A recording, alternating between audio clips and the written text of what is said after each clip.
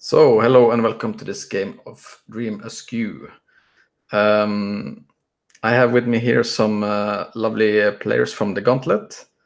Diana, Leandro, and Ludovico, or Ludo for short. I have. That's the first time I played with you. I think not. Have I played with you before, Diane? I think maybe in a game of For the Queen or something like that, right?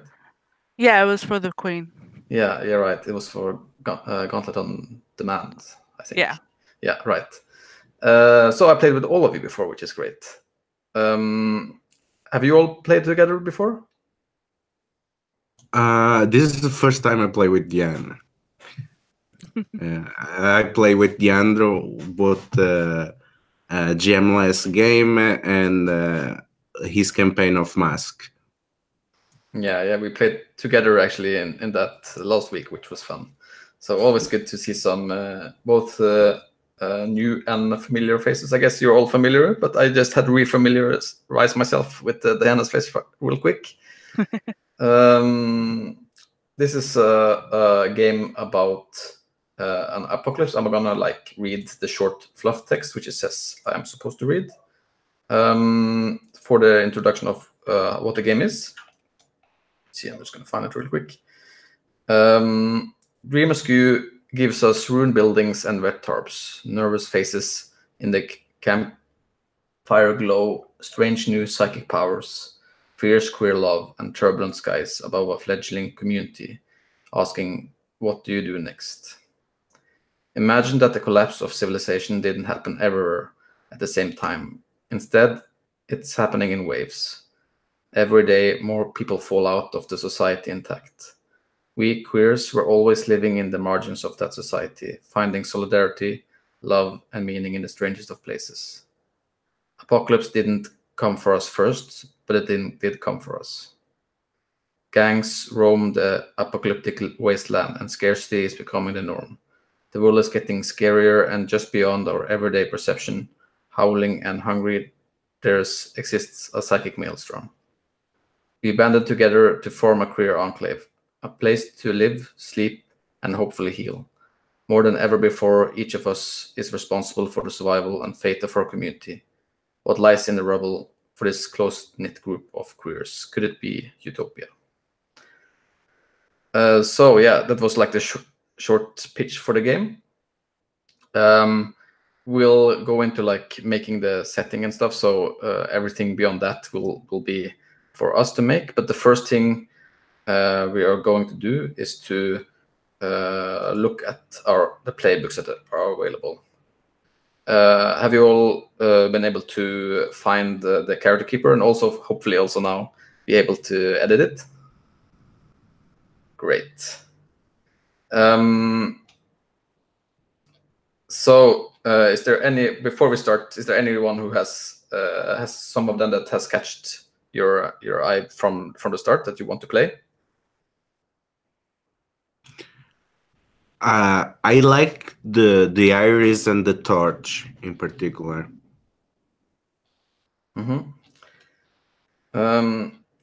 Okay, so what the game tells us to do is to read out the playbooks. Have you also the play materials? So what we could do is just like taking turns, read out the introduction texts for them, and then we can see like which one we want. I can start, and then we can go Diane, Leandro, and Ludo. So, introducing the iris. The psychic maelstrom touches us all, but the iris has been indelibly marked and changed. The gifts are unprecedented and explainable, but may hold a secret to our healing. What is everyone so afraid of? The iris is an unnerving individual. The power is mysterious, ephemeral, and unprecedented. Introducing the hawker. The market failed, the shops and restaurants and factories closed their doors, and into that void stepped the hawker, hustling and working odd jobs, pulling a livelihood out of the rubble of apocalypse. The hawker is an industrious individual. Their power is material, social, and contingent. Introducing the Stitcher. Things break, supplies run out, Bodies get wounded. The stitcher's there, fixing, mending, making, repurposing. They have a workshop and an uncanny intuition. The stitcher is a resourceful individual. Their power is technical, material, and reactive. Introducing the tiger. The police fled the neighborhood. Things were scary for a while. Now, the Tiger and their gang own the streets around here. Is that ownership still contested? The Tiger is a wicked, fierce individual. Their power is social, violent, and hard won. Introducing the torch. All routines and mundane knowledges crumble under the weight of the apocalypse. But the torch has answers. Are they ancient teachings, ecstatic fantasy, or a new faith dawning? Followers draw near to the warm glow. The torch is a compelling individual. Their power is spiritual, social, and mystical.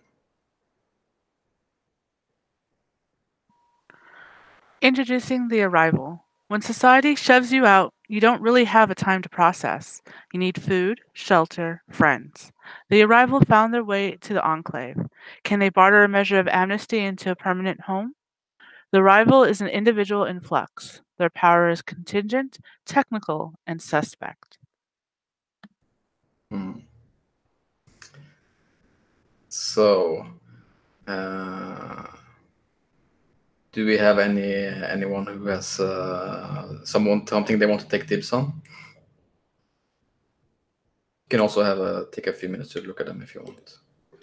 I'm kind of fine going last. My only idea for playing a character here is I've been playing a lot of Dark Souls and I want to play a Dark Souls NPC. So it's like, honestly, any of these playbooks could fit that. So I'm fine going last. Sure. I think like I kind of like both the Hawker and the Arrival a little bit. Is there anyone who has any one of them they want to see in the game? I think I'm gonna go with the Hawker then. Yeah, that one's a good one. I think I'm debating between the Stitcher and the Tiger. Kind of opposites of each other. Yeah, I played Tiger last time. I played this super. I really like that character.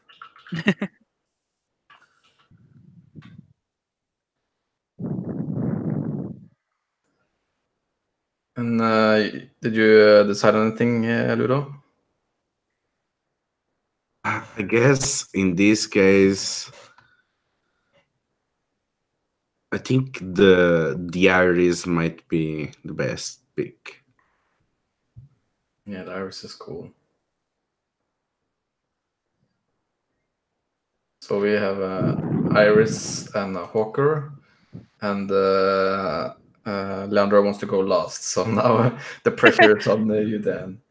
I think today I'm not feeling too aggressive, so I'll go with the Stitcher. Yeah, it makes for a different dynamic to the game, probably.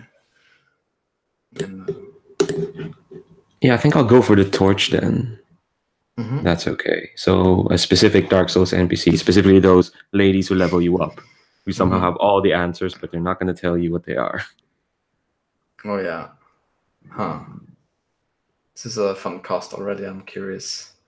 Yeah. So pretty much to the character creation is just like if you it's also all the options is in the sheet, but I find it also a little helpful to look at the play aids to look at the options. But you pretty much just like choose the options down the list and then don't define your question yet. That's the one we're gonna wait with. And then when you're done, just let me know. And I'm also gonna make a character, so I also have to. I'm not gonna be able to pick up on if you're done before I'm done myself. So.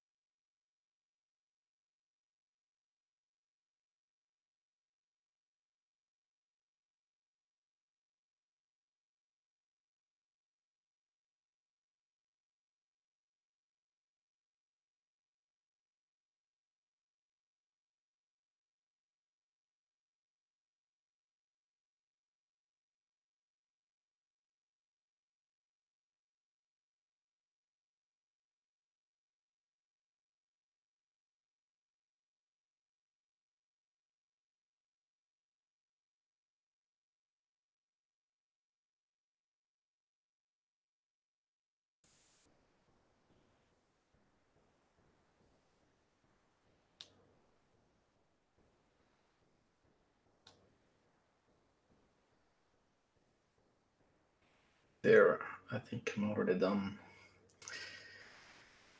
Cookie. Yeah, I also finished Shadow.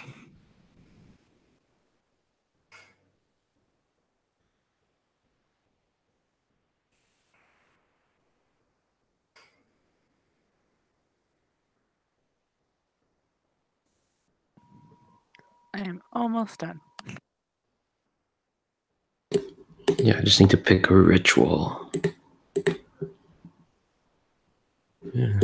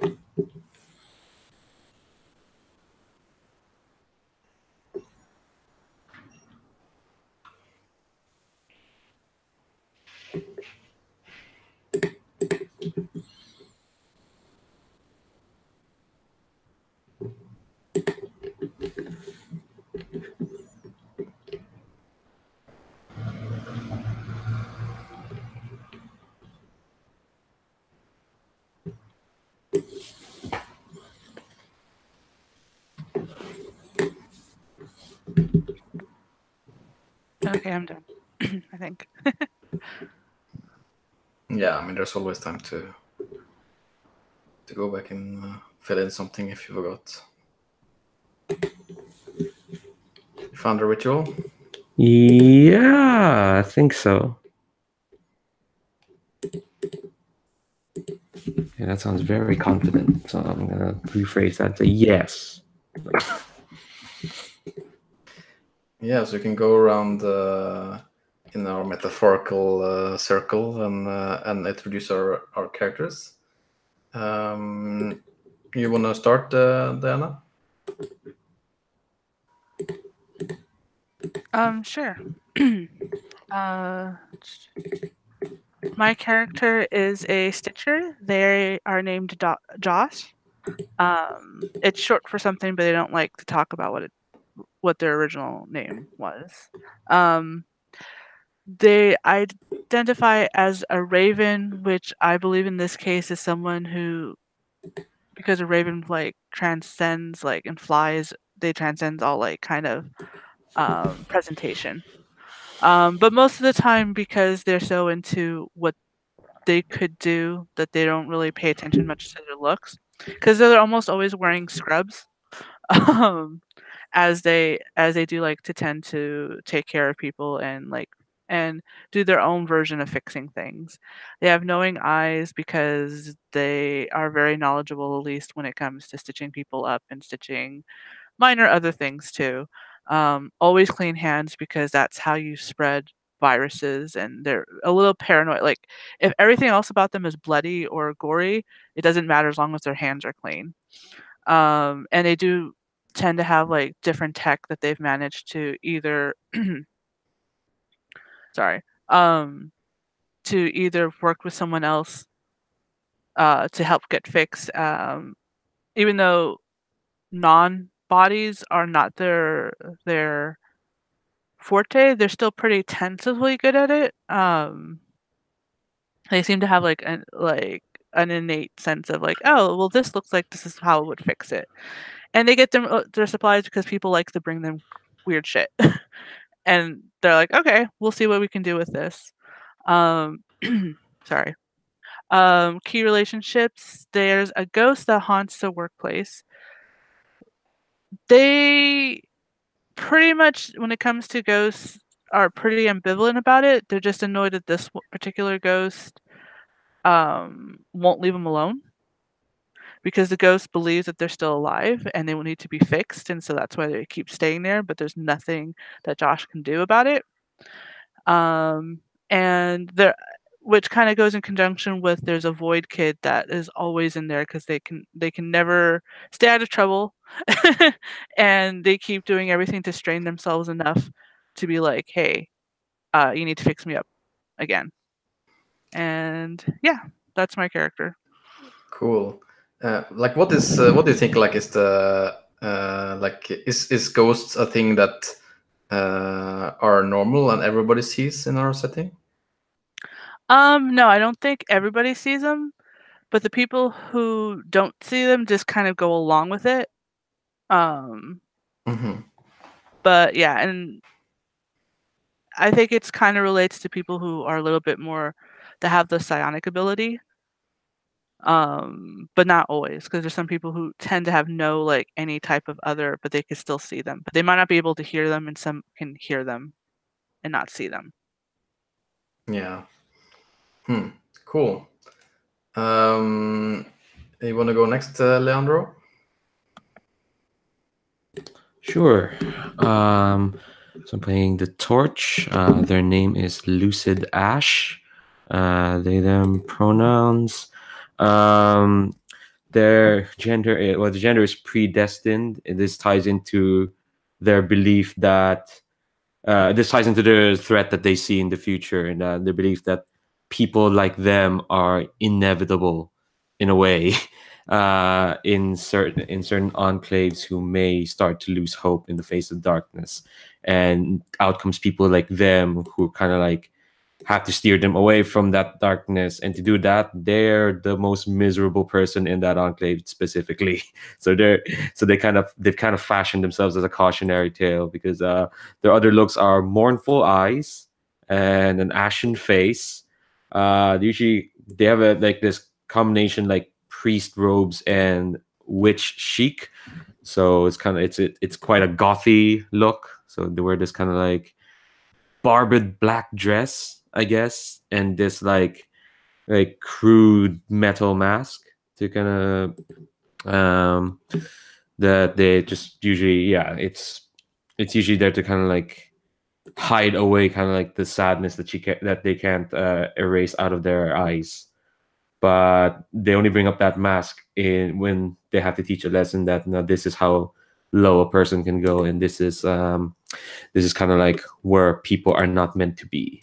So the rituals they lead are letting the blood, which is fun, because it's like ritualistic scarring, and they use the blood for the other ritual, which is augury, and they think they can see the future in people's health and in people's makeup of their blood. Not to say there's midichlorians in that blood that they can sense, but it's part of the ritual. It's part of the believing of it. And blood has quite a bit of import, and at least in what they believe in. And the looming threat that I alone understand is that hope and mischief are fires that we must keep ever burning, or we will face eternal darkness. Basically, yeah, it's basically, you know that bit in Finding Nemo where they just have to keep swimming. That's kind of it, but you do it with a smile on your face and a song in your heart. But it's kind of reverse psychology the way Lucid Ash goes about it, in that you have to keep hope and mischief alive in you, otherwise you end up like me. You want that to happen? No, no, you don't. So there you go. I exist, so you don't have to. It's kind of cruel. Key relationships I've got is the coven I was asked to leave, which is basically, not to say I'm a radical in their group, but I may have taken the whole be an example for other people a bit too far for them. Think they're very much a coven who wants to delight in life, who wants to like almost maniacally keep people smiling, and say they like to have fun. And I think I might disagree on how much fun they should have. I mean, they might be having too much fun, which is a thing. Oh my god, I'm that robot with a no fun sign. I just realized that. I'm so sorry. um, and my other relationship is my feral muse, because as much as I'd like to think that I'm doing well with what I set out to do, it's not really the case. I'm still human somehow. So I have this yeah, this person kind of lives in and out of the enclave. You know, those kind of people who just wander in and out, and people just kind of like maybe not tolerate them, but they know they're kind of special because they can exist within and without the enclave. So I think that's my interpretation of Pharaoh anyway. Someone who could live out in the waste and comes back every now and then, if that makes sense. Mm-hmm. How is that viewed in the enclave? Like someone being going in and out like that? I think the thing with this character who I have to who I'll get a name for anyways, I think they're very much someone who, no matter what the enclave thinks, they're not gonna let whatever they think stick to them. They're very brash and like not uncaring, but like they're defiant. And I think the enclave kind of like some of them like it, but I think they're starting to resent that there's this person who can just flout what what the community's like rules and guidelines are, and things might be starting to sour for some people anyway. Like, who is this? Let's say this kid. Well, no, we have enough kids. Maybe teenager, definitely, who's just kind of like, well, what? Very classical. Oh, why are things like this? Things doesn't have to be this way. I can just go out into the maelstrom and the weirdness. Cool. We'll have something to find out about there. And Ludo? So, Shadow, she identifies as an ice theme. I would say that this was after the maelstrom became a thing. People that did not have much interest in a sexual connection as the old world would define, that maybe would be considered on the asexual spectrum. Once the possibilities of the maelstrom expanded, they discovered that they excelled at expressing their sexuality through emotion and through mental connections. And this is what they identify as ice femme. They have a willowy frame and ruined eyes, and they are constantly wearing old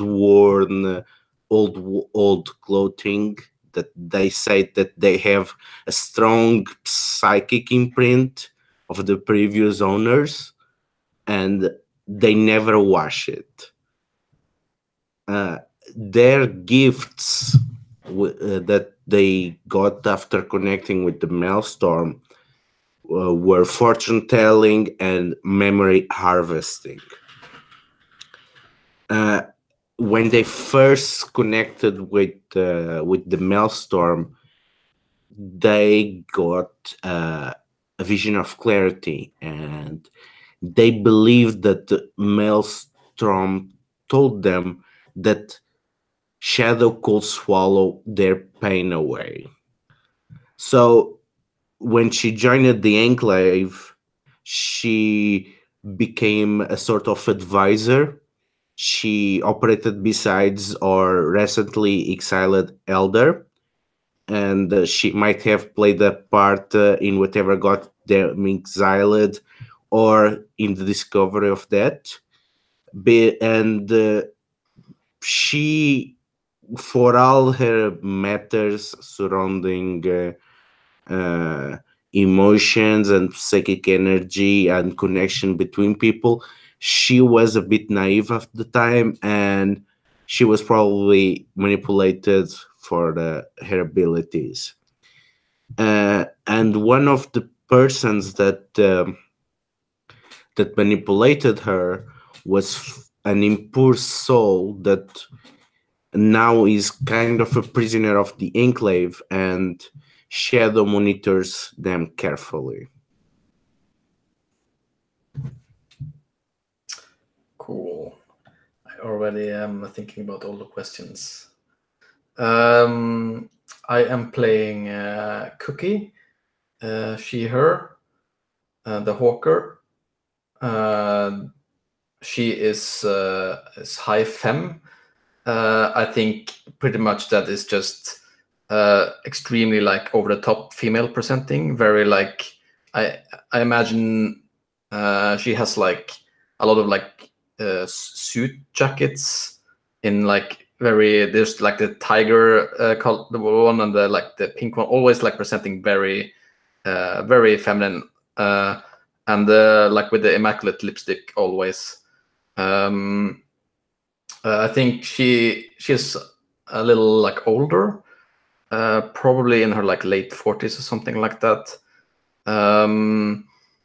But like, yeah, and I think like a bit of a shorter and a bit like plump maybe in a way. She's kind of like a square a little bit, but like still there's like no doubt she pulls off these like high femme outfits.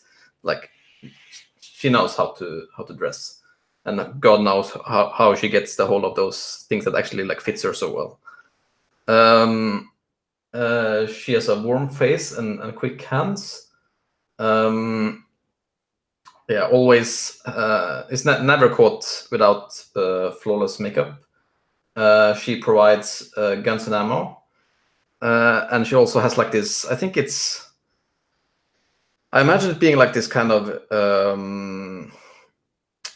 shared space that she like kind of operates. I don't think it's like a restaurant or something, because it's more like a community thing. But she's the person who like runs the like social establishment of the place, where it's also like where we both drink and party, and you can get easy food. She doesn't provide the alcohol though. She doesn't have a supply of that. There's always food to be gotten there. And yeah, for doing that, I think it's like she doesn't really take money for things, but it's expected that you give her things so that she can live off it. I think it's like one of these social codes that when you get into the community, it's not obvious, and someone has to tell it to you, because Cookie would like give you the evil eye.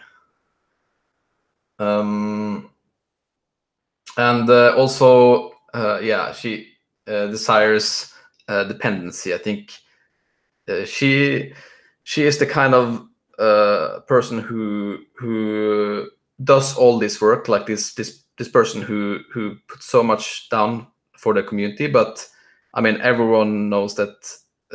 I think it's important to like show that you're appreciated, because I think like she lives off that. That's what she's like, the heart of a community in a lot of ways, I think.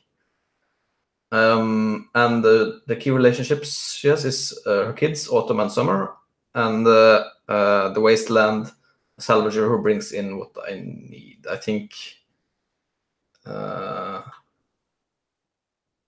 his name is Axe. Yeah, that is Cookie. So what we'll do next is to before we're gonna do the question last as like a springboard to start our first scenes. So the next thing we'll do is to introduce the setting elements. So pretty much like how this game works, we all play like a character, and we all also control the like one setting element each. If you look at the world tab in the character keeper, you'll find them. Also, you'll see them after the character playbooks in the play materials. So we can do it like the same as last time with reading them out loud, and then we're gonna choose one each and fill out the desires, and that actually we're gonna go one by one and fill out the desires, and then in the end we're going to choose one which we'll control for the time being. I can start, and we can go in the same order as last time. Me, Diana, Leandro, and Lulu. So, varied scarcities. There's no postal service, no municipal waste treatment, no reservoir operations, manager to treat your water, no ecological impact survey team, no police, no road maintenance crew, and that means no refrigerated trucks hauling groceries into the area. No signal in the cell towers most days. The people who used to think about this stuff so you didn't have to, they're gone now. And the desires that it has can be competition, paranoia, collaboration, uncomfortable bargains, scrappy, DIY, suffering without, and a feral age. And I think if you look at the moves, you'll recognize if you have GM'd Apocalypse World games before that they are pretty similar to like what GM moves are in Apocalypse World based games. So in practice, that means that when you control that element, you control like that kind of when something happens that's related to this, you're the MC pretty much. So that's like how it works in practice. And then yeah, we can read the next one. Psychic maelstrom. Close your eyes, open your brain. Something is wrong with the world. That something is the psychic maelstrom. It's just beyond our everyday perception, ever present and howling. It can offer guidance, protection, even flashes of brilliant inspiration. But it's hungry, and nobody knows what will satisfy its appetite. The desires for Psychic Maelstrom is human dependence, cosmic revelation, revenge, entropy, fervent intimacy, or to be ushered into the world forever. Cool. Next is the Society Intact. For some reason, we thought the collapse was going to hit everybody at the same time. But nothing happens like that, neatly or evenly. Civilization crumbles in waves, eroding the peripheries of good society. Apocalypse is only a distant nightmare for the privileged, a cautionary tale about what might happen to them if they should fall from the master's arms. You'd be surprised what one of these people would do to keep their society intact. And their desires are orthodoxy, ignorance of outsiders, profit eternal, self preservation, a technological solution, and hope renewed.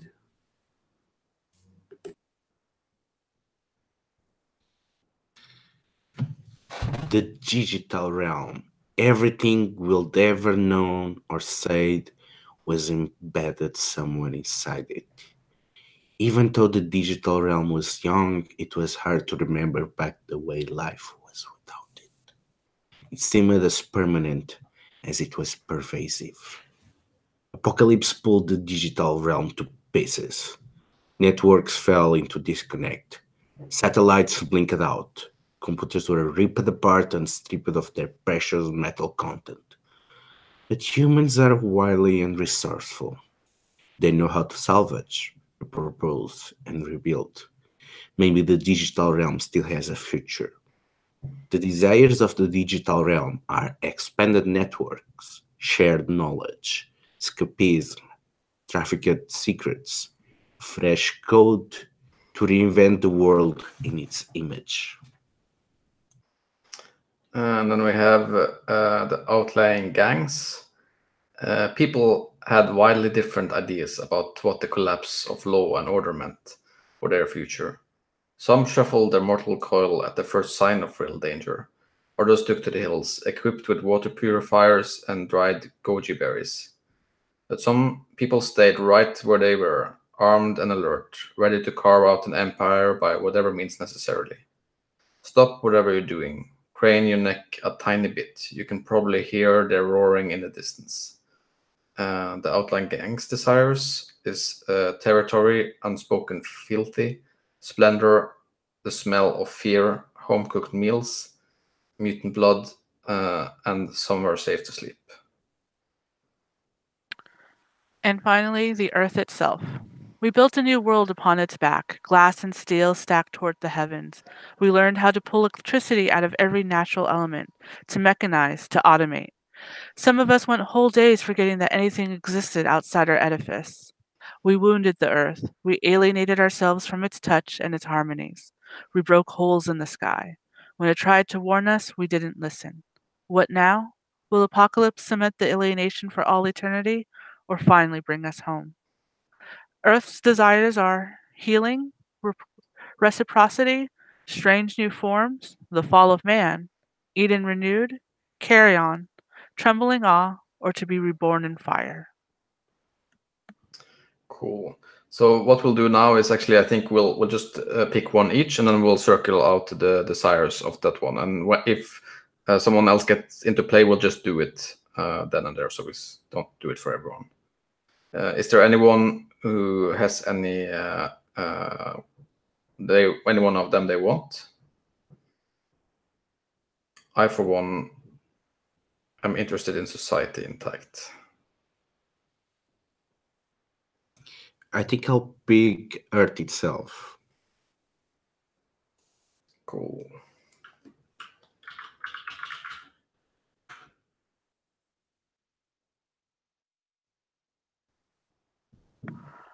I'll choose Psychic Maelstrom. Yeah, we need a maelstrom. I think I'll pick varied scarcities, since we've got people who need stuff and have to buy and sell stuff.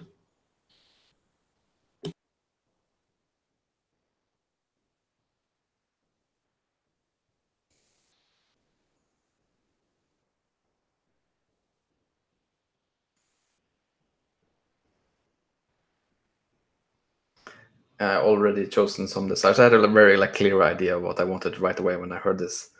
The desires of the society intact is a technological solution and profit internal. God, I hate them already. Yeah. So I think, this is just it's pretty it's not that dissimilar from what it's today, only that it's continued happening even after the world really ended in a way. Oh my god, it's the Shadowrun future. Yeah, only it's an apocalypse instead of a cyberpunk, I think, because there's not really any structure outside of these very small communities that are heavily gated and continue to exploit, but still keeps a structure of some sort. It's just that 90% of the people, they're not really protected by that anymore. So that there are these small parts of these old cities where people still live and still live as not as they did before, but similarly. Yeah, I picked the trembling awe and strange new forms. The idea is that on these isolated enclaves, even on the isolated pockets of civilization, they gave up so much world to the earth that it used it to try and test and create new awe-inspiring forms, things of a weird beauty and danger. Cool.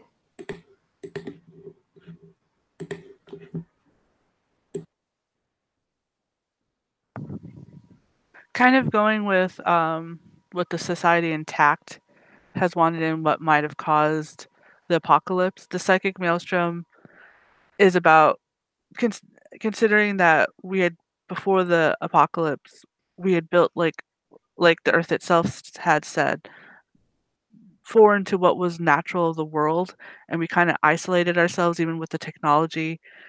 And so the Psychic Maelstrom is about connection, because we lost that intimate connection with people, and it needs humans to do that with, because all before humans had destroyed what was the natural world, it could use other animals, but that's no longer a possibility. So that's why it's trying to push humans together again and be intimate and I think that works also with the varied scarcities, with the collaboration and pushing us to be better people. Yeah, desires for varied scarcities, which is weird because all the other three ones, they're kind of they're their own entity, but varied scarcities are, oh, we don't have pencils anymore. So it's tricky. The first desire pick was collaboration, because I don't know, I just don't want an apocalypse, a post-apocalypse story where we're all wanna be libertarians. We're gonna beat each other up for people's shit. That's boring. So I think because the society in fact wants like a quick fix solution, and there's this strange weird things, and this maelstrom kind of leans on humans. I think with varied scarcity, I think people, I don't know. I'd like to be optimistic that people are nice to each other. So this is kind of case of banding together and like, all right, okay, we don't have pencils in this place. Maybe they have it in another place. Oh, they want screws. Yeah, sure, we have plenty of screws. So think I think it's very much a let's kind of work together to solve the other desire, which is suffering without, which is yes, we can't just buy a plastic bottle full of water and vending machine anymore. We can't really, we don't even have that much paper. Like, it's not so much like the big things like food or shelter, but just the little things. Like I'm staring at these scissors on my table right now. What if we don't have scissors?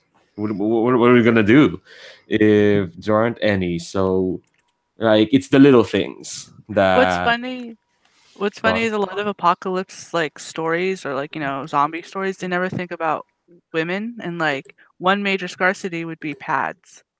Yeah. Like like there would be someone hoarding, because there was a Seinfeld episode about like, a special type of condom and that for women, and one woman hoarded the entire collection because they went out of business. So like it's interesting that like that could be something, it's like, oh, Hmm. people who bleed are gonna need pads and tampons and all that shit. Yeah. So, and that they're mostly based out of cotton, still. So, Oh God, yeah. yeah. So paper, yeah.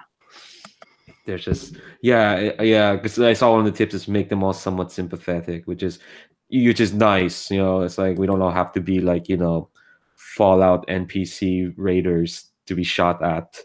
No, these are all kind of people trying to survive while everything else is, well, the world is changing drastically, and people have to change with that. So, well, that's what we're going for anyway with varied scarcities. Mhm. What would be like is a good idea is also to look at the when pick up when and give away when. So pretty much you sometimes you delegate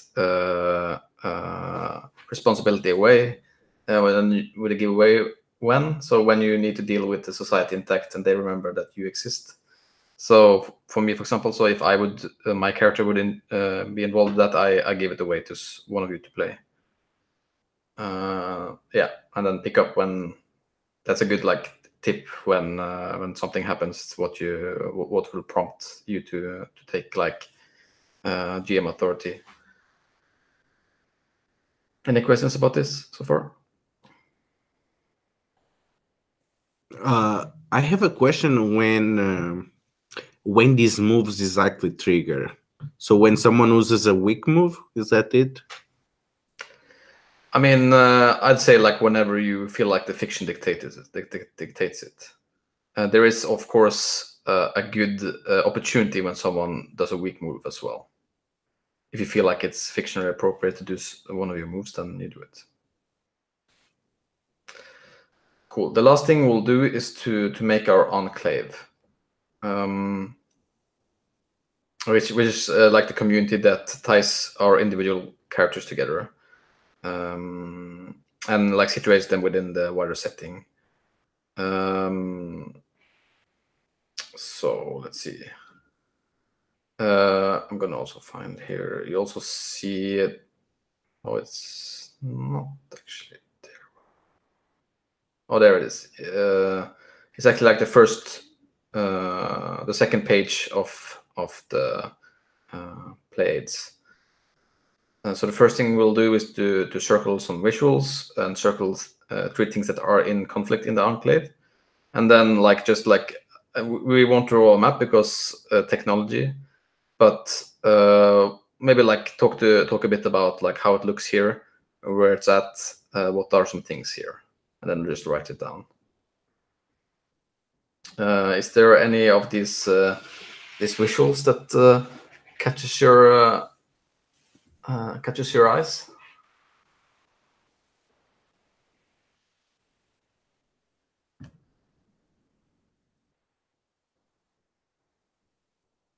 Oh, one thing that definitely catches me is a desire to return to society. So people that maybe don't like to go shedding and are a bit more libertarian, or maybe they just miss warm water. There's always this pressure. Maybe these people want to go back into proper society. Yeah, for the conflicts. Cool. I'm good with that. Is anyone who doesn't like it? No, that works. Yeah, I definitely like conflict. it.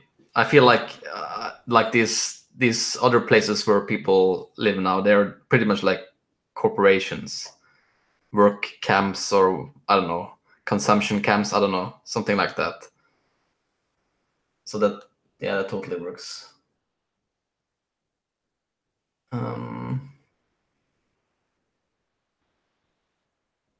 I was thinking something visual wise, like one of the ones that, because like you mentioned, like Fallout and all those other games, it's always very like ramshackle, like live in huts kind of thing. And I think we don't have to.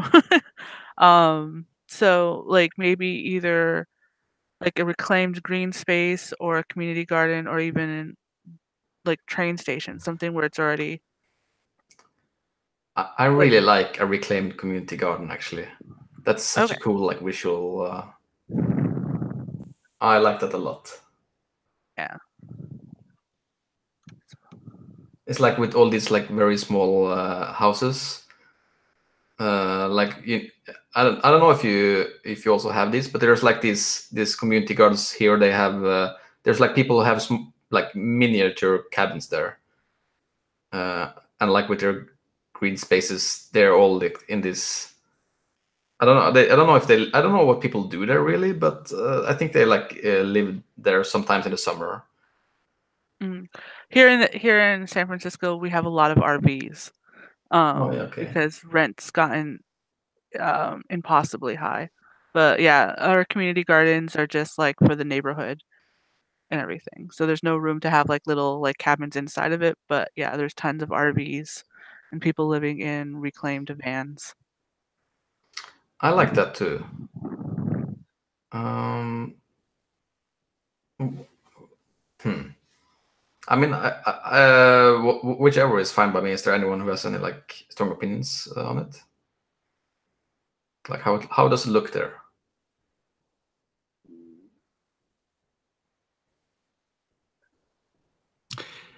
I was thinking maybe repurposed plastics. These kind of aggregates that you get on landfills when the plastic melts with the rocks. So you get these very colorful rocks that are neither plastic nor mineral proper. I Mhm. can see a lot of things being built with these colorful stones, let's say, and we have a lot of these materials that are just resulting of this weird mixture between the natural and the old products of civilization. Yeah, I like it. It's like built out of renewables, like recycled things in like a literal way, which is cool. Sure, let's just like keep it. I mean, that's fine enough for now. Like it's a community garden things where things are in like large part built out of this. It's very like colorful, like this recycled materials. Yeah. Mhm. If the Earth itself is gonna have like strange new forms, should we also have like weird stuff? Yeah, I and was thinking maybe the mutant plants blooming. Yeah. How does these mutant plants look? Did anyone? Oh, what was that movie that came out that was Annihilation? based on the? Huh? Is it Annihilation? Yeah, like how how everything looked in the gardens, like with when so, like yeah, hybrids, and it was like multicolor and iridescent. Oh, that movie tripped me out. I loved it though. Oh, cool. Yeah, I like that. But we won't have like weird animals that speak like a baby Yeah. because that Maybe. was too scary. Hmm. Yeah, kind of like just feral plants. Not to you. Yeah, I was gonna say Ludo because we played a game The Quiet Year, and I introduced bears made out of orchids, and I don't know if we're gonna go that far, but I do like the idea that there's some patches of land that are just kind of reclaimed by these weird feral plants that are kind of Yeah. like, I don't know, what's a hybrid of a rose and an orchid, or a lily and a tulip, just ridiculous kind of combinations of plants. Yeah. Cool. I like the given that the rest we have put up now. I kind of like it to be outdoor kitchens. I imagine it being like this. I imagine like this space of Cookie being like this place in the middle where it's like this huge barbecue or something like that from like an oil like old probably also like from these weird materials actually. It's a little bit like this, this would be like an old oil thing, like this big what's it called, barrels, but it's like longer. Yeah, I know. I know what you mean. I've seen them repurposed as grills and stuff.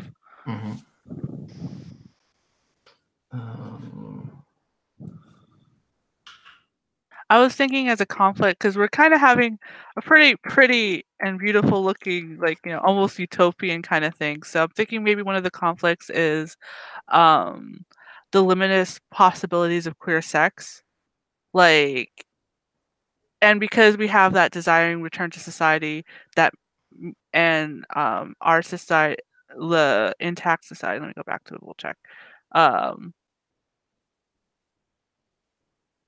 No, what's the one I was looking at? They still kind of want the semblance of the old world, and the old world was still very obviously heterosexual and heteronormative and vanilla.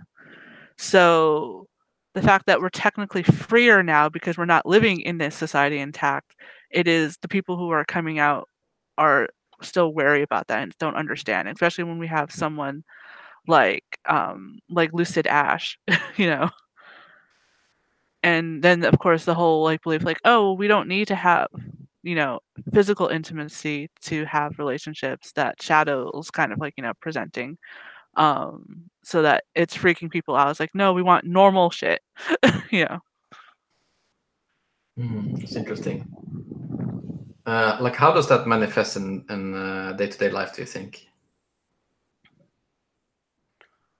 Like as a conflict? I guess day to day would be like public displays of affection, like people uncomfortable with like polyamorous like families. Yeah. And it's still tied into identity. So people who don't look obviously male or obviously female, it's still bugging them. Like, it's the apocalypse, but that's the thing that they hyper focus on. Yeah, I like it as like being like we all agree that the society or like how the society was is not the way, but we're still having conflicts over like which kinds of behaviors are okay or not, or something like that. Because that seems, I think for people who are in conflict, I think that would be easiest to them to be able to control, because they can't control the apocalypse. They can't control the scarcity of stuff, but they control how they see other people, Yeah, and we or still how need to other judge people act. people, and we still judge them by their sexuality in a way. Oh, that's interesting. I like that.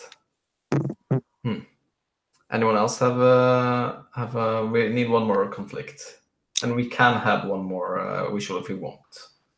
I was thinking we could double down on the question of the sexual expression and sexual identity, and have the psychic privacy is a dividing theme, because there's a lot of more involvement and a lot of questions about consent, and because the people want to return to normalcy, a lot of people don't even want to discuss these things. So we could go that route and double down on that. Or another suggestion that I could could present is to reach out externally and maybe have some kind of revolutionary fervor, because we have on one end the people that want something more normal and they want return more to more heteronormative concepts and organization, or maybe rigid hierarchies. And on the other hand, we have people that maybe we are doing so fine, and every single day there are other queer people that are prisoners of this system that they are not even allowed to explore. We can liberate them. We can write this consumption based shackles. We can free them from their cultivated identities. So I think we can either turn more internally or more externally with these two approaches, depending what you guys prefer. I like both. Like, I totally forgot about psychic privacy. And that would technically work with the Maelstrom, in that the Maelstrom wants everybody to be intimate and together and connected, but obviously people aren't going to want that. And it's new powers. But I also like the idea of the revolutionary fervor into helping more queer people get into a safe enclave. So Yeah, I would be happy with either, honestly. I would be too, but I think I'm more interested in seeing like the internal part than the other one, because I think it's really interesting to see like how in a short time it will be like very easy to get up conflicts for that. But I like also both, but my preference is like going inwards. Yeah, I think yeah, I'd say the same. Probably going inwards, and I think yeah, no, I also add yeah. I think I like both. I mean, yeah, I like both ideas, but honestly, for Shadow, I think that will be the most important. So I also tend to that one. Cool. I think we're good with that then. Okay, so now we have like, I think we have like a pretty good idea of how our world looks like, roughly, like what's going on. I think for now, actually, I'm good with just starting play, because we already used quite a bit of time. We just have like a short break first, and then we'll do our question for the other character to our left, and then we'll start play. And also, at any time we can just establish things in the fiction. But for me, at least, I think like I have a good enough idea to start playing now. Is there anyone who wants to like add anything, or we can still like talk and stuff afterwards? But Just a thing. At the beginning, when we were discussing growing to the visuals, you mentioned a reclaimed train station, and I think after all this, that would be a great place, to have a reclaimed train station. That part of it's greenhouses, part of it is where we have these campfires. So maybe we finish by adding the train station there.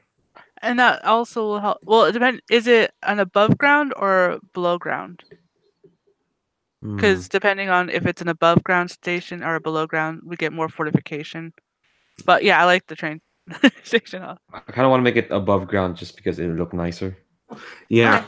Also, it's better for a greenhouse, I think. yeah, True. Yeah. Yeah, I like it. I really like. I think we haven't really talked about it, but I think like this world is kind of like unhostile climately as well, because of I would think like the way that corporations want to, with the technology part, have a technological solution is that, I mean, all our resources and like the way that climate change has been going is probably like expanded, and still like to the point where it almost like caused. I mean, it has caused the downfall of civilization in a way, like partially also other things, but and they still like insist that there is a technological solution. Like everyone knows it's not true. It's like this absurdity.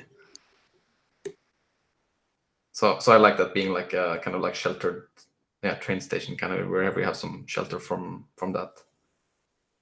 Cool. Let's have like a break until let's have a good break actually until like 55, so 9 minutes, and then we'll start play. We'll play like for a little bit more than an hour probably, but I think we'll get some action in for that.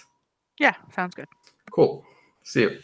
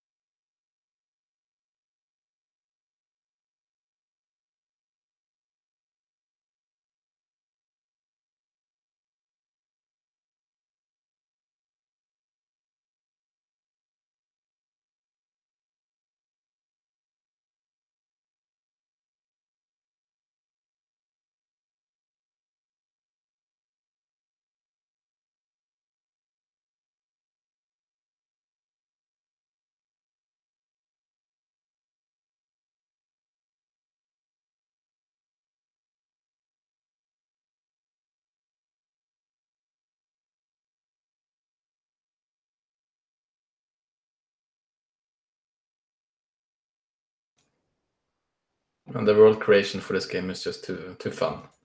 Takes way too long. You just go like, I'm not just gonna use 1 hour this time, and then it's like, nope, too fun. But it's really good. Yeah, it is. I mean, there's so many good options. Yeah, I really like it. I think it creates like this kind of a kind of like a world with characters that is not it's not a trophy. It's like it creates like kind of original combinations of things, which I kind of like.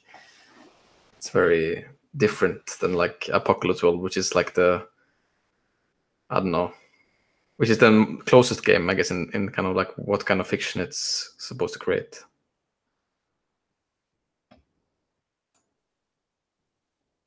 So I really like that it is so community oriented.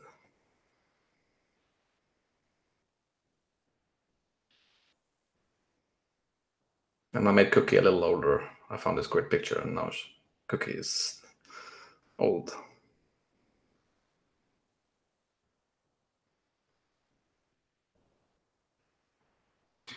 Okay. I was going to say it still had not loaded. Yeah.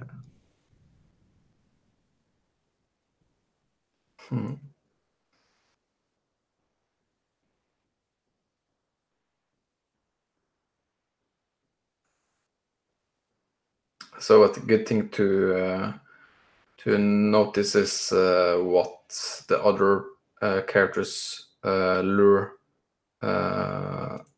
is the one that is below their character playbook name. So it's pretty much like how the XP mechanic works in other Apocalypse World games. If you do something, you gain.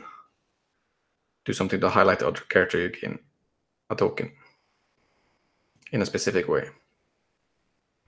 How that works exactly? So, for example, for the Hawker move or Hawker lure, it's when someone offers you a new gig or gets hooked on your supply, they gain a token. So pretty much, if your character interacts with that, plays up to like that they're hooked to my supply of, I don't know, guns or food or entertainment, I guess, then you gain a token, and my character gets involved and play in the way they want. Mm-hmm.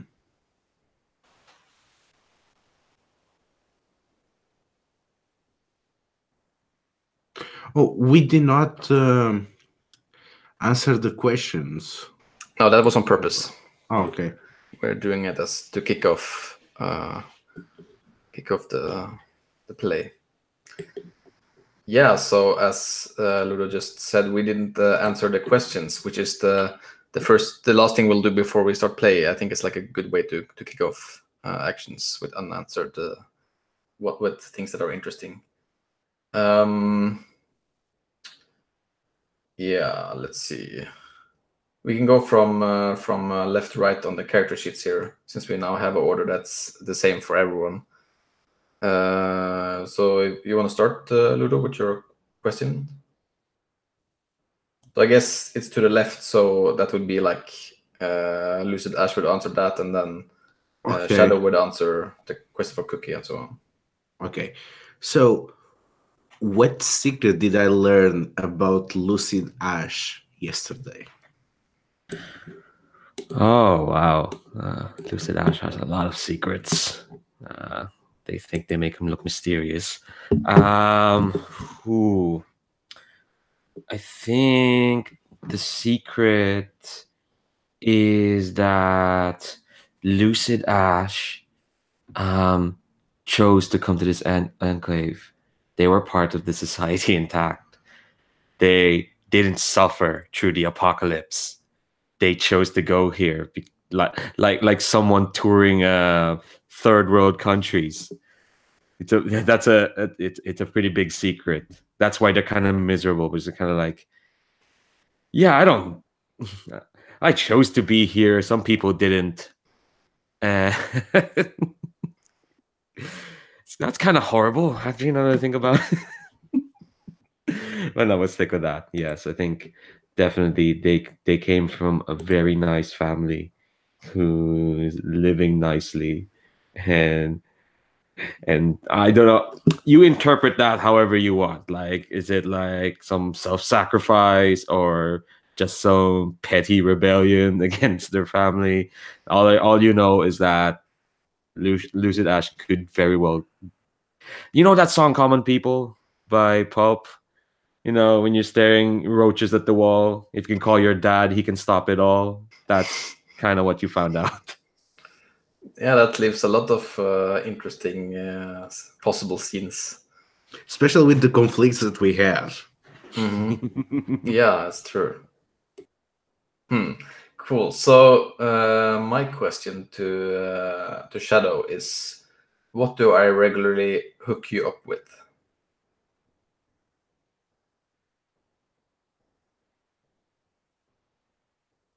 So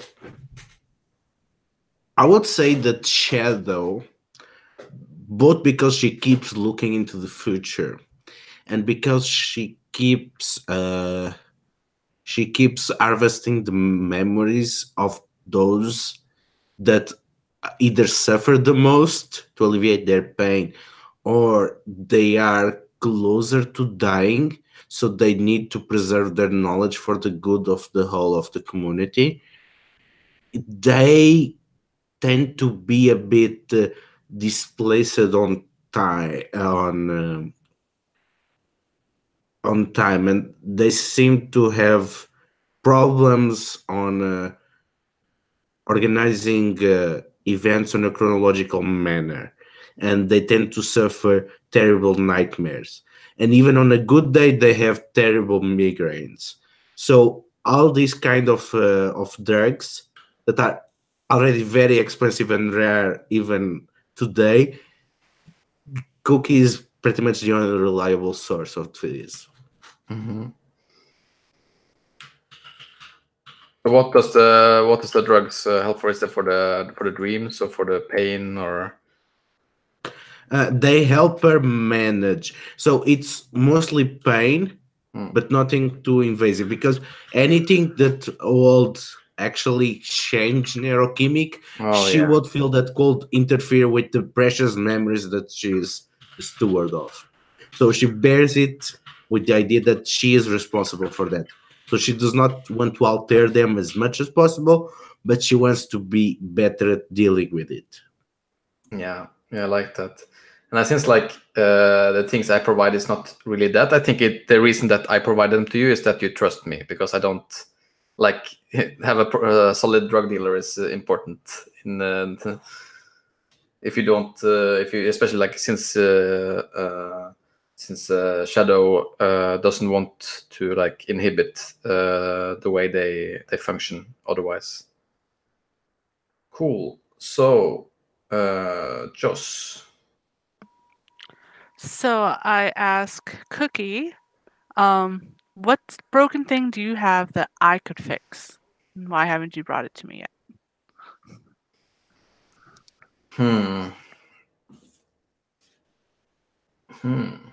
That is interesting. I think I was going to say maybe. I think maybe actually I'm going to say Cookie.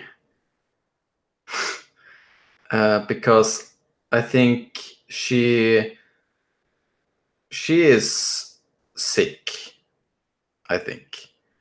I mean, it's not like the kind of acute lying down sickness, but that's also because the sickness is affecting Cookie and not someone else. And she like keeps going, but I think she has this like kind of I mean, she has this kind of like work ethic problem in a way. Yeah, so I think actually it's Cookie herself. She's like a single working mother. Like Yes. you never give time to heal yourself. Yeah, and I think that's literally the case. She's a single working mother. Awesome. Okay, to Joss. Why did we break up? So I might have missed this when you were talking about yourself, but I just to double check, can Lucid Ash see the ghosts or hear the ghost or totally? See, I like the idea that Lucid Ash has all this like knowledge and rituals and stuff, but they're not remotely like connected to the psychic maelstrom. It is Okay. all just info stuff. So I don't think they can see the ghost. Okay. I think without knowing the secret that Shadow knows, Josh has this sense of feeling that like Lucid Ash isn't connected to the Enclave. Has that feeling like you don't seem to care so much, like everybody else feels connected.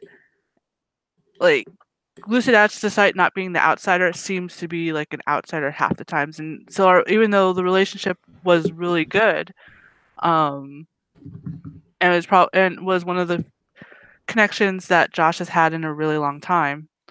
It was that sense of like not connecting to because Josh is a fixer, is a stitcher, is wanting to always fix things and make everything copacetic, and that wasn't working. And part of it also is Josh is kind of a little doesn't realize it themselves that they're a little obsessed with the ghosts.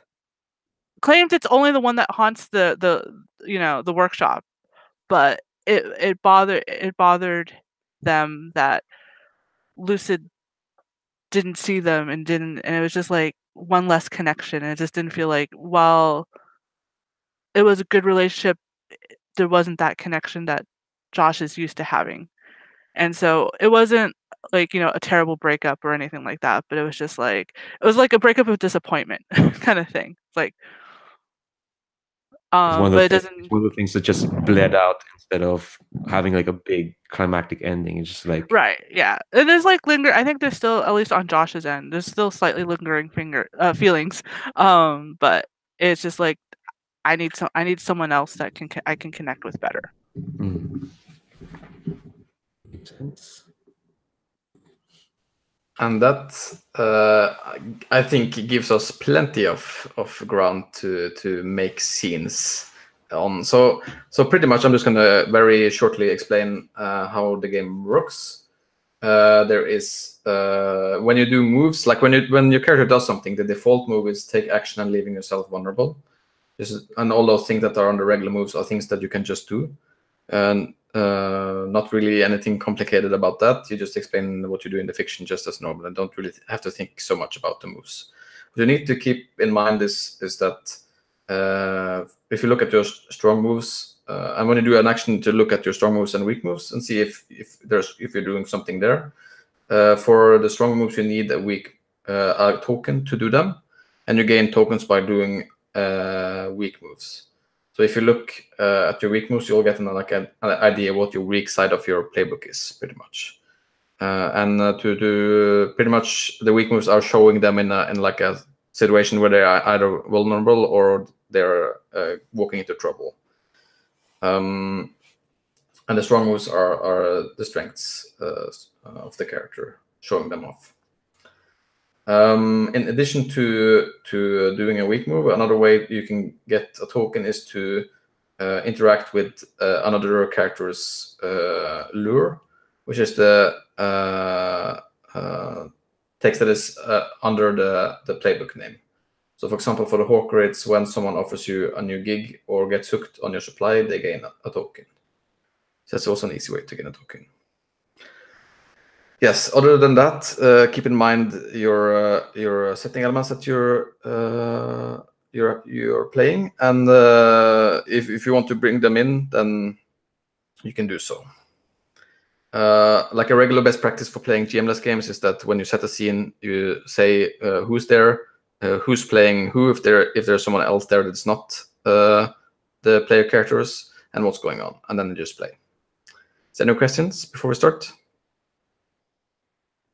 Can we get the names of all the NPCs when we have key relationships?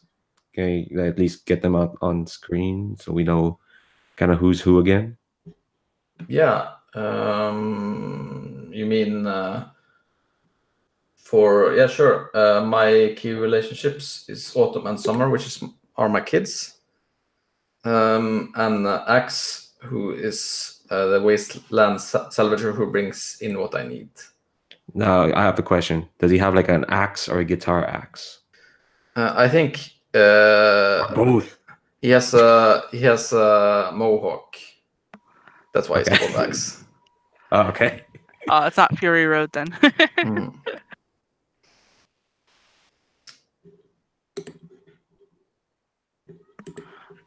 The ghost that haunts my workspace is named Elena. Is a very pouty teenager who believes that they're still alive and doesn't seem to like their memories are like hazy, so they don't really notice the passage of time. And then the Void Kid, he goes by the nickname Paco, and he's young, like preteenish kind of, and it looks more mutanty than like some of the others could, but he doesn't have anything special about him other than being constantly sick and needing to be maintained. Basically, he has a couple of like not cybernetics, but like something similar to like that always needs tinkering and everything to like keep some of his functions going. Let's see, my key relationships: the coven, the left, aka the fun coven, the party house. Their official name are the Embers of the Moon, because they like to frolic out in the moonlight. They're those kind of witches.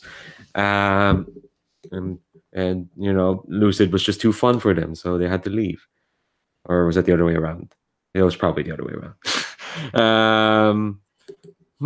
I think no, the coven's part of the Enclave, I'd say. They're part of it. And my Lucid's feral muse is named Ocean Wind. I think she's that's a she, and she's getting close to being a young adult, and she kind of lives out in the plants, so to speak. And she's getting to the point where her clothes are kind of coming apart, so she's replacing them with she has like an entire sleeve of flowers, which is I'm like, how did you do that? And she's just like, live with the plants. They trust you. Well, then that's how it happens. And so she's kind of like a very nonchalant. I just live like this, and I don't know why you're also confused about it. So that's Ocean Wind. So Shadow's key relationships. The name of the previous elder that has been recently exiled for whatever constitutes a crime on our society. Their name was Mab, and the impure soul, which I carefully monitor, their name is Catnip. Catnip is pretty much the nickname that we give them because we suspect that he's a spy from the society intact. Because even if he's dressed if on the clothes that we use, he seems to like how people dress on westerns compared with how they dressed on the Wild West. And so we get to this, wait, does he dress like he's out of the background of Mad Max or another of those old movies? Does he think that that's how it is? So yeah, so we think that he's trouble. Well, I know that he's trouble because of my abilities. Cool. I have like a question that I want to address with this first scene immediately, which is like because I think I would like to see some kind of thing about that we find out that our elder is exiled. Like this is something that just like happened right now. Also, like to answer the question you put in chat there, Ludo, if maybe Cookie is our acting elder. I don't think she would know that yet. I don't think anyone really that's like an idea for a scene. I'm not like completely sure. She just like maybe she just like naturally does it, and everyone just like, oh yeah, and no one has officially named her the Elder, but she just kind of got into that role. Maybe. Yeah, I mean, yeah, who knows what the Elder was really doing in their function as an Elder in that way. Maybe they're just the oldest, most respected person in the community or something like that. I don't know. Yeah, maybe they're the ones that just found the place first, and they're like, Yeah. I'm the Elder now. Yeah, so I kind of think I'd like to see, like it's maybe like the first big meal, community meal since that happened. I think it must have been like maybe like just yesterday or something like that. And I don't think people really know because people are busy doing queer community stuff. Cooking and finding, fixing things, making love, watching their children, and that kind of stuff. So I think I'd like to set the scene like in this community place, and I think all the PCs can be there if they want to. Yeah, I think Josh is tasked to fix one of the stoves because it's been not lighting correctly and everything. So that's what they're currently like right before the meals are supposed to be like taken to the tables and everything, and so that's what Josh is doing. Mm-hmm. Not too well because they're not very good with kitchen appliances, but it's like they're the stitcher. so the regular moves of partially or shoddily being done. Mm-hmm. I think like Cookie is serving the food to the people who are there, like personally. Like she's going around and like giving it to one person. One person like naming, here is your food. Lucid, here's your food. Shadow. And I think like they come to like this the seat where Mab used to sit, and then she sees that there's nobody there, and I think she just like looks up like at the table, and that's probably like the head of the table, at everyone, not saying anything, with like her bowl of food.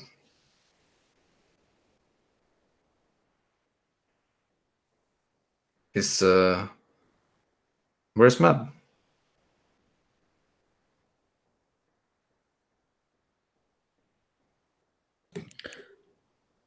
I think Lucid's kind of like at dinner time. They kind of realize it's not their place to start, telling people what to do.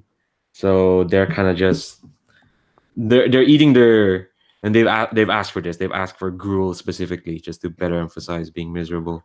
But when they're eating, their eyes aren't leaving Cookie as they're going about. So it's kind of like just staring at her. Right? Yeah.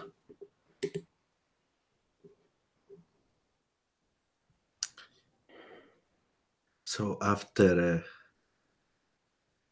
that question, Shadow puts her food aside and she rises up and she positioned herself at the Cookie's right hand and she begins whispering, "It was foreseen that they could no longer hide the consequences of their actions, and they decided the indignity of exile rather than to deal with the consequences." And I think like Cookie, she looks like very confused, like old woman confused. I think she just like kind of drops the plate, actually. And I'm aiming for a weak move here that's called the lose track of something very important, which is like that they didn't know that Mab was exiled. and given that like she's now looked upon as the elder and not knowing that, I think that's puts her in a weak position. Is something the matter, Cookie?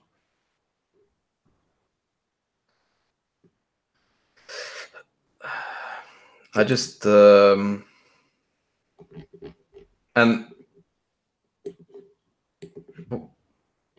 I think she wants to ask why, but I think like she just kind of like bends over like the chair and like with her arms like almost like hugging the person that's not there, and says, I can't believe that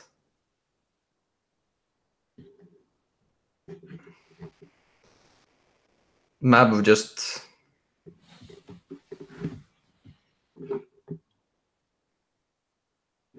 leave.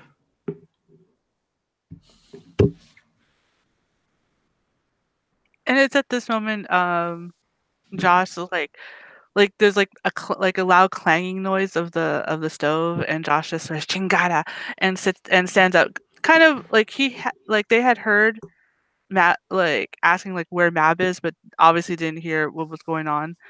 And I don't think they knew that Mab is gone either, because they're usually very into their workshop and fixing things. But notices immediately that Cookie seems very distressed, and I'm gonna see if maybe using the weak move to treat someone like a project instead of a person. It's like, oh, another broken thing.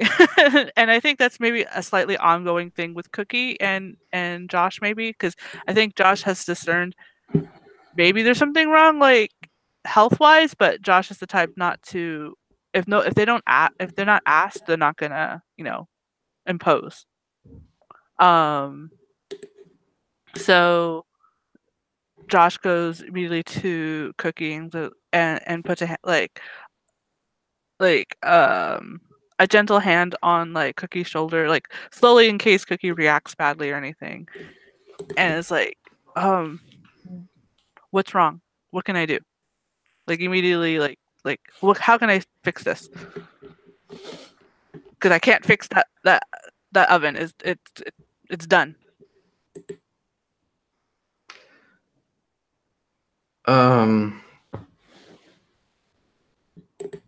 And I think like it looks down at like she mulls on it a little bit, and I think she looks down at like the broken plate on the ground below, and I think you could help me clean that up. I think I need to sit down a little bit. Sure. And Josh will lead you to the nearest seat and everything. Yeah, I think I could fix that. It's just a plate. You don't have to be worried about a plate. Still oblivious to what's actually going on, and goes and starts picking up the pieces of the broken plate and discarding the food that was on there. What was that question, Ludo? You meant, what do you mean? So, one of my weak moves is the question: what makes me vulnerable in this situation? Do I ask a specific character, or do I leave it open to the table? You can do whatever you'd like.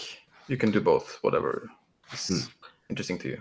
Okay, so on this situation, because it was pretty natural to Shadow. In fact, they had seen it that things will continue as normal, at least as far as she could see, with Cookie on the position occupied by Mab.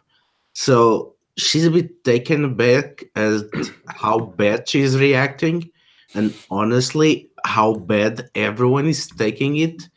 And she feels out of place. She's used to be at the center of the community, but never on the spotlight. And suddenly she's there. She feels she's supposed to be besides Cookie advising her, but Cookie does not seem to know anything about what to do, and she's really beginning to feel out of place. So, what makes me vulnerable in this situation? A little correction though, because yeah, you ask someone else how is your character vulnerable to me right now? Okay, I guess I'll ask to Cookie. Yeah, I think you kind of just like kind of said it, that you realize how, I mean, you're seeing her react in a way which is uncontrolled, and I don't think Cookie usually does that, and I think that's probably why they would be seen as a natural, like to be like an elder, because they seem to be in control. But at this moment, they don't seem in control, and you see it. Does the entire community know why Mab was exiled, or was it just Shadow? I would say they self-exiled, and I'll say nobody really knows for sure. Because the way I see it is they have something that will be pretty bad when it comes out, and Shadow saw that, hey, Map, your secrets will come out, and they self-exiled themselves. So this leaves open for us to decide what it is later. Not even Shadow knows. Okay. I think Lucid stands up, and they're kind of like, irrespective of why Mab chose to leave, we are left leaderless in this enclave, and we will have to decide who amongst us is best to move us forward. And they're looking right at Cookie, as if like, well, what you got?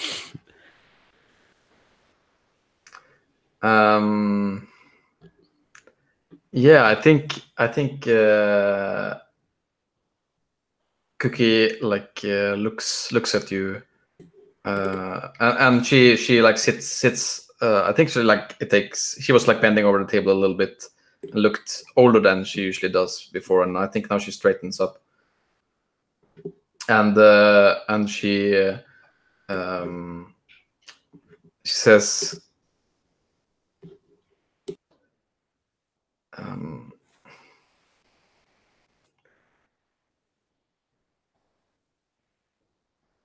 Mab wasn't a leader in the way you think. We will be fine without him. And I think she is lying fairly convincingly.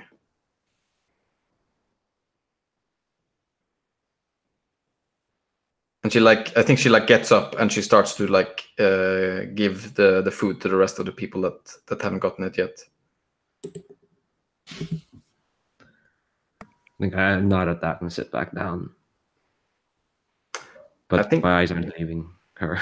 I think that's seen, actually, probably. If nobody else want to do something. I have an idea. I want to ask Joss, what should I be on the lookout for? Oh, cool. In specific to what? I would say how the people are reacting. Oh, I think Josh looks around and then looks back at Shadow. Looks to see who's relieved.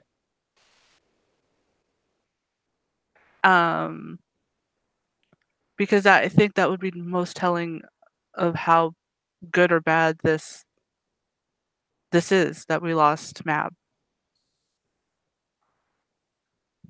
And sorry. uh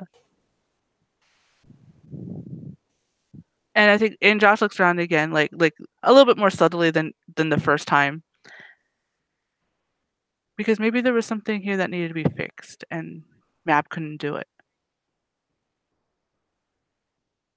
I mean, it's very strange that they would just leave like that without giving any notice or letting someone else take over.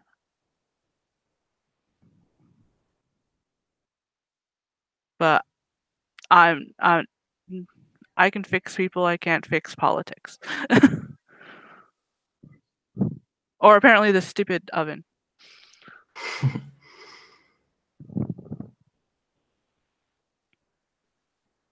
Cool.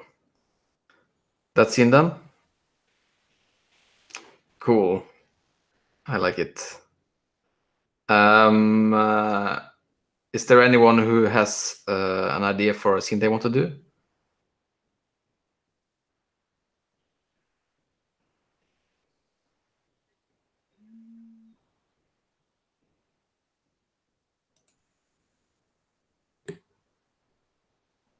I think I'm gonna commence a ritual. Who is there? The thing is, these rituals are open. Like Lucid's church is like a nice tent. So anyone who wants to, it's fairly open. The thing is, the way Lucid conducts his rituals is kind of like how Mass was done before Vatican Council II, which is the priest's back is turned to the audience and they're speaking in Latin at the altar. And it's kind of like you're watching him have a Mass instead of having a Mass. That's how Lucid kind of conducts these rituals. I think Josh is there. Partly because of like the lingering feelings and partly because it was one thing that they like it's a ritual, it's something what's the word I'm looking for? Familiar-ish, you know, because it's like something that I'm assuming Lucid does pretty regularly. And so it's just something like a sense of normalcy, that's the word, despite how odd Lucid does their rituals and everything. Yeah. You've seen this. Yeah, you've obviously seen these rituals before. So I think when you kind of come in, the one Lucid's doing is the letting of blood, and usually they ask for they've asked for a volunteer, and I think the person who's volunteered is new, and as in kind of relatively new to the enclave, maybe. Let's see. I was going to suggest maybe one of my kids. Ooh, okay. Which one's more likely to be participating? I think Autumn. Autumn. Autumn is, I think, it's they, them. They are, they have like long brown hair, but it's, I guess, more like masculine presenting, but I think still like in like pants and like a t-shirt, that kind of thing, and like leather jacket, but also I think like the pants is like the same. It's like a very like colorful, similar to the like buildings around here, and I think maybe like 16, 17, something like that. Okay, so I think I've asked Autumn to kind of reach their arm out and kind of bear it. There's kind of like a table at the front, and on the table, so it's clearly a repurposed communion dish, and Lucid is wearing this kind of wicked looking glove and with kind of like sharp talons on the right, and they kind of reached out, they've kind of grabbed Autumn's arm and they're kind of saying, "So only hurt for a moments and moments pass, but what they give us will last for a long time. And I think you see like Autumn like quivering a little bit, like nod. I kind of smile, which don't because I'm wearing my mask. The only thing you can see is my mouth. And And I as I think, kind of, oh, go on. sorry, I think like Josh knows like Lucid's never done this wrong and everything, but because Josh is a doctor in a sense, is always like nervous that something will go wrong, especially when it's a new person. And so they always bring with them, and they've never had to use it. They've always bring with them like the little med kit, and so they're like holding on to it, hoping like knowing Lucid is at least with their utensils are clean. Yeah, that might be something Joss was like when they were dating. Like, are you sure they're clean? Yeah. Yes, they're clean. Yeah. And it's just watching, and but more so obviously Autumn to make sure like there's no reactions, like unknown reactions with Autumn. Yeah, and I think this is fairly clean, and I think Joss probably knows this, but Lucy kind of started the sermon saying like, no one's blood knows the future or the present. History is a mix of all.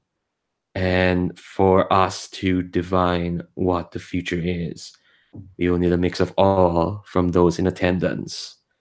And so I kind of trace a short but thin line in Autumn's arm, and kind of like I'm holding it tightly, but I'm kind of like just for a moment as the blood's dripping on the communion plate. And then very swiftly I kind of like take the glove off and then just slap a band-aid on on it. It's like, well, there you go. I told you. Only a moment. And I kind of pat them on the head. And then I see Joss. And I kind of like, will those who come here add their blood to the history of our enclave? Making sure I'm not muted. I think like Josh first gives a look to Autumn to see how Autumn's reaction to that was before responding. Yeah, I think Autumn is trying to be like tough about it, but not succeeding that well. I think they're like they have wet eyes, and I think you see them.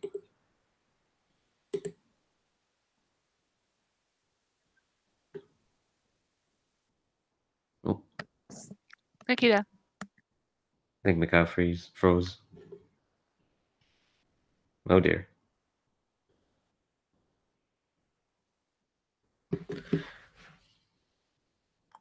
All right, well, we'll wait a few minutes. Yeah. Oh dear. Nero, do you want to be in this scene as well? You can be any NPC. I was actually going to. I was waiting for the right moment to make an unexpected entrance, because I was thinking Shadow never goes to this thing because she's so sure of her own abilities and her own direct connection to both the past of people and the Maelstrom, and I think it will be really something really surprising to everyone that she will just appear here. Okay. Oh man. Yeah, it looks like Oh, their internet crashed. Okay. So I guess we it can do just that continues. then. Let's continue. Yeah. yeah. Because I think Yeah. what well before they do before your character does that, I think Josh does stand up to like help with, since Autumn seems a little like a little stressed, to like help out with like, oh, it's okay, like, you know. And I think Josh has only done it once or twice. And it was, I think, at the height of when Josh was in love. And then so yeah, so just as like they're about to present their hand, maybe that's when Shadow comes in. Or present their arm, I mean, sorry. So there is this slight disturbance on the ritual mode of the planes, and you can feel in your pituitary gland that warns the approach of shadow. And God. you now cannot be, is it? And indeed it is. It's shadow, and she's entering inside the ritual chamber. Her She's meeting everyone that dares to challenge her presence directly in the eyes, and silent, she takes seat on one of the benches closer to the entrance, but where she can stare directly towards Lucid. Ooh. Ooh, I wonder if I'd let that bother me. I kinda want to. But the thing is Joss's life is in my hands. uh, I think Josh likes Shadow, but is always wary around Shadow, and a little bit more so when it's like anything related to like ghost or psychicness or psionics. Because Josh has some secrets that wants to keep to themselves, and so they do what they know best to like try to close up a little bit, like mentally, and probably Shadow like senses that. I think um, yeah, I think Lucid kind of sees Josh kind of clench up, and they kind of hold their arm gently, and Lucid's almost kind of like, no need to be nervous. You've done this before. I trust you. That's good to know. And yeah, Lucid does the ritual, adds your blood to Autumn's, and it feels like Lucid wants to say more to you. It's like they're not, they're kind of frowning, but I think you can tell Shadow's presence is being kind of overwhelming and it's kind of being a bit of a buzzkill.